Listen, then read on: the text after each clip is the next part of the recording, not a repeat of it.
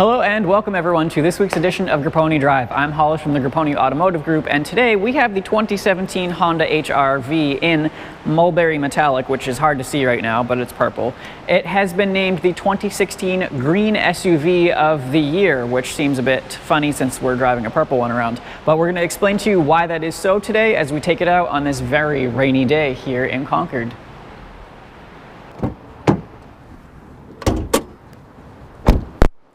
The HR-V comes exclusively with a Honda 1.8 liter I-VTEC 4-cylinder engine.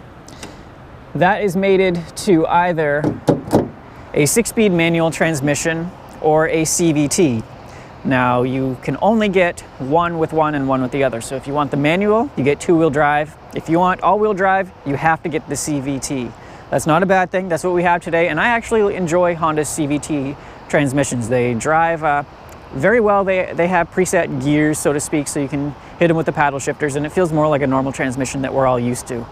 With this engine, that's how it's getting that green SUV certification. You're going to get excellent gas mileage. With the 2-wheel drive and the CVT, you can get up to 34 miles per gallon on the highway, which is fantastic for a small SUV. So we're going to test that out a little bit today, see how the all-wheel drive handles this nasty weather, and really just enjoy our drive.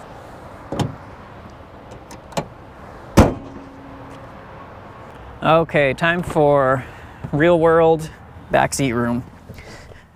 I have to say, I'm pretty impressed because this is a compact SUV, and with my seat as it was, I'm 5'7", there's a lot of knee room here, and there's good foot room too. I can put my feet under the seat. There's pretty much no driveline hump to be spoken of, which is really good, especially given that this is an all-wheel drive vehicle. The seat itself is comfortable, and you could definitely get 2 people back here, no problem. You could do 3 in a pinch. It wouldn't be the most comfortable, but it wouldn't be worse. There's definitely worse things that could happen. You have the mat pocket here. We do have 4 grab handles all around, and we have a coat hook here on the driver's side. We have bottle holders in the doors, grab handles, and it's nicely finished too. There's nice cloth and the leatherette continued back here as well, so you don't feel kind of cheaped out just because you're in the back seat. And the headroom's not bad either. It's a little over a fist, so if you're taller than me, it might get a little bit tight. But keep in mind, as you can see, we do have the moonroof, so without that, this ceiling is going to be higher. They sculpted it out as much as they could back here, but then the roof line does drop back off, so made it a little bit difficult for Honda. The headrests are nice. They are adjustable, which is good. You can adjust it for height and depth to make it comfortable for you. And something cool, and it's kind of a hidden secret, is this. These seat backs recline, not a lot, but I'd say a good 3 or 4 inches it goes back. And it's independent because it's a 60-40 split. So I think that's really cool. It makes it for a little more comfortable ride if your passengers are relaxing in the back trying to take a nap. So it's a good spot. There's another cup holder down there. There's a power outlet. I wouldn't be mad about being back here. There are different ways that you can open the hatch on the HR-V. So you can do it here with the button on the remote, or you can just come up and press the button there. Once you open it up, you're going to get 24.3 cubic feet of cargo space, and I actually have a box with me that needs to be shipped, so I'm going to throw that in the back there. You can see it fits perfectly that way, or even lengthwise all around, which is pretty great. If I take that out, underneath here you do have your spare tire and the toolkit, so that's nicely kept away there. And some neat features of the HR-V are all wrapped into the cargo space. So for one, if you flip down just that passenger side seat, it's a 60-40 split, and then flip the front passenger seat down as well, you're in what Honda considers long mode. That allows you to transport something up to 8 feet long, so perhaps a kayak. You could throw that all the way in and still be able to shut this hatch. Fantastic. You can of course fold both of those seats down, and then you have 58.8 cubic feet of cargo space available to you. But what if you wanted to do this? You had something really tall. Well, you could come around here and flip up either side of these seats. They both flip up. They're the magic seats. And with that, you can put something from floor to ceiling that is up to 4 feet tall. When you're done, simply raise that back, put it down, and you're back in regular people mode. So really, there's a lot of different versatilities in the back of this HR-V. Honda's put a lot of work into that, and it's something that can be utilized greatly.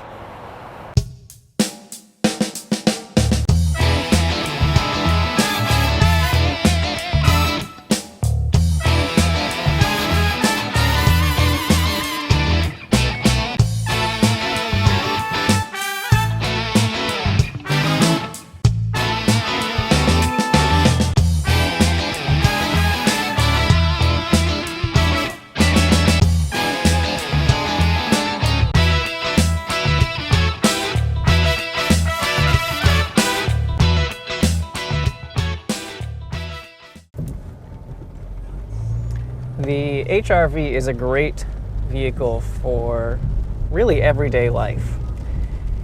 I am going around through downtown this afternoon. It's really gross out, but I'm very comfortable here in the cabin. I have my heated seat on, which comes standard on the EX and the EXL. There are only 3 trim levels for this model. The LX is the entry HR-V, then the EX and the EXL. This EX mid-level trim that we have here comes loaded, by the way. So I have automatic climate control, I have heated seats, I have automatic lights, I have heated mirrors with turn signal indicators, I have the privacy rear glass, I have Honda's Honda audio touchscreen, the display audio with Pandora and Bluetooth capability. Every HR-V comes with 17-inch alloy wheels. The EX and EXL have the keyless entry and push-button start.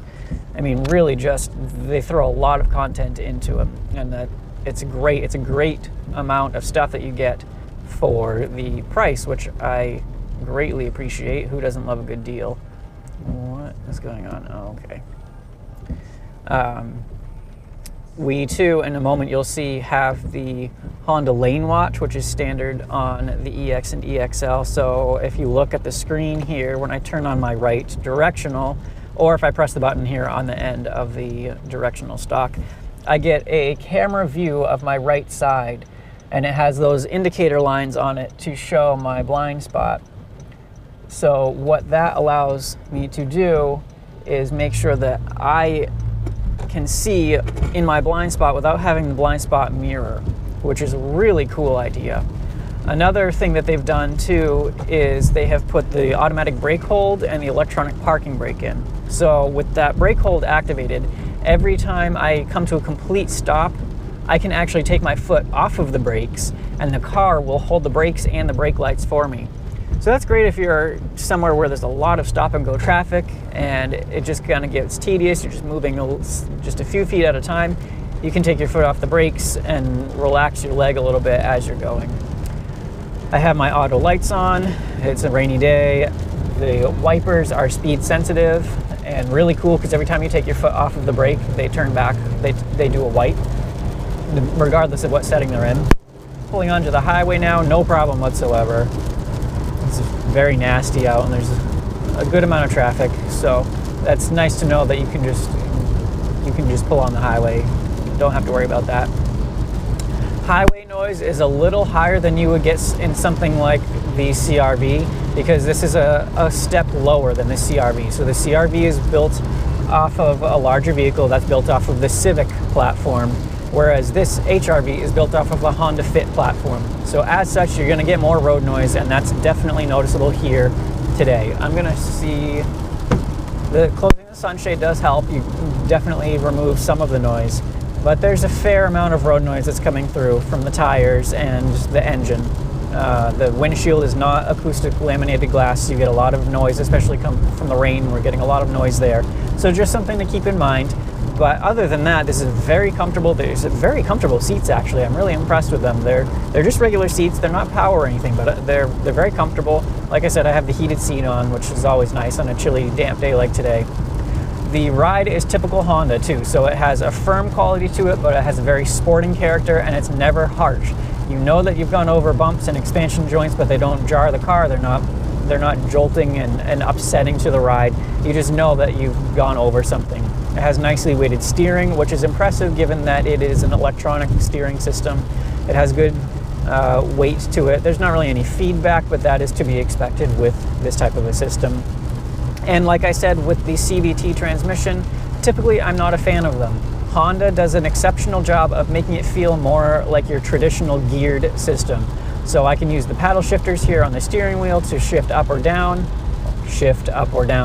or I can just let the car do its thing and it will pretend that there are gears and shift in a way that makes it feel more natural and comfortable for me, things that I'm used to from a normal automatic transmission. Which I have to say, thank you Honda for that, because they realize that people aren't totally cool with CVTs, but the mileage per gallon benefits really, it makes it worth it ultimately. But it's a great little SUV. There's a lot of space up here. There's a lot of little cubbies everywhere, actually. There's bins in each door, and there's ones down here on the side of the console. I have a bunch of different plugs up in front of the console. I don't know if you can really see it in any of the camera angles, but there's USB and HDMI ports down under there, so you can plug into the stereo head unit here, and you've got a whole plethora of options, which is fantastic, on top of the standard Bluetooth and Pandora streaming and whatever else. We're getting good gas mileage. Let's see, I think there's a way, if I do one of these, I think I can see, not that one. Well, there's a way, I don't know how, but there's a way to figure out the gas mileage. And I'm watching my instant miles per gallon, and on the highway it was hovering at like 40, and now here I don't have my foot on the gas, so it's at 90. But even still on the highway, that's better than what Honda was saying, if that is accurate. I usually take, 2 or 3 miles per gallon off of whatever the computer says. So even still, that's bringing us to what, 38 maybe? So that's pretty great for a little SUV like this. It's a nice, comfortable ride. Good stereo, actually. It's 180 watts and 6 speakers. And if you go with the EXL, you get the leather and you add navigation too. So you get Honda Nav added into that, and you also get roof rails as well. So we're back here at Honda, so I guess it's time to end. Well, now you can see why this smart little SUV was named the 2016 Green SUV of the Year. I've had a great time driving it around this morning on this damp and cold morning here in November, and I think that you will too. It's a great little SUV. It is perfect size, especially for here in the city. I like it a lot. I really think you will too, especially if you can get your hands on one and test it for yourself. Thank you so much for watching. I really appreciate all of your views. Comment, like, share, subscribe. Let all your friends and family know that we're here reviewing cars as honestly as we can. I'm Hollis from the Grappone Automotive Group. I'll see you again next week.